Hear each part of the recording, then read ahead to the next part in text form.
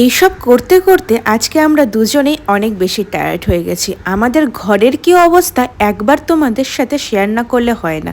দেখতে পাচ্ছ, আগের বছর যখন আমি এখানকার ভিডিও শেয়ার করেছিলাম, কেউ একজন আমাকে বলেছিল ওয়াল স্টিকার লাগিয়ে নিতে।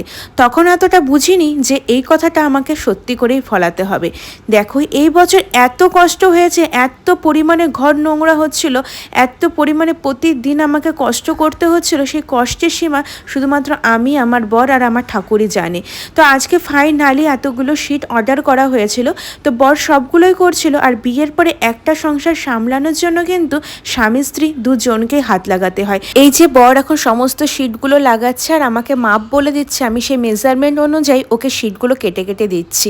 তো সমস্ত ঘর পরিষ্কার করা তো হয়ে গেছে। বিকেল এখন 5টা বাজে, এখনো পর্যন্ত আমরা সকাল থেকে কিছুই খাইনি। এখন যাবো স্নানে, তার আগে তোমাদের সাথে ঘরের ফাইনাল লুকটা শেয়ার করলাম। কেমন লাগছে জানিও।